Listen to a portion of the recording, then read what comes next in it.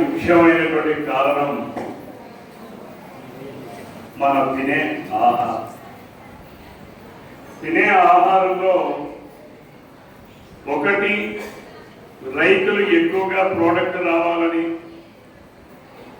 మేము పండించిన పంట ఎక్కువగా దిగుబడి రావాలని విపరీతంగా వాడుతున్నటువంటి ఎరువులు ఒక కారణం అయితే, రెండవ కారణం మనం తినేటటువంటి ఆహారంలో ఏమి ఉన్నాయో ఏమి లేదో తెలుసుకోకుండా తినేటటువంటి ఆహారం వల్ల మన అనారోగ్యాలు పాల్గొంటుంది.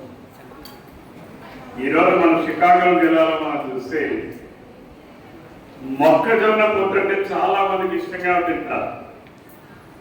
కానీ రైతు ఈరోజు పొలంలో ఒక ఎకరానికి 10 బస్తాలు యూరియా వేస్తాడు. కనీసం అంటే 10 బస్తాల నుంచి 15 బస్తాలు.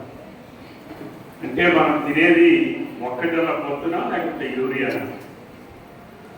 ఏం తింటున్నాం అంటే వీఆర్ టేకింగ్ యూరియా. అందుకని ఈరోజు ప్రభుత్వం కూడా, కేంద్ర రాష్ట్ర ప్రభుత్వాలు ఎరువుల వాడకాన్ని తగ్గించాలి, సేంద్రియ విధానంలో పంటల్ని పండించే విధానాన్ని పెంచాలనేటటువంటి లక్ష్యంతో ఈరోజు కేంద్ర రాష్ట్ర ప్రభుత్వాలు పనిచేస్తాం.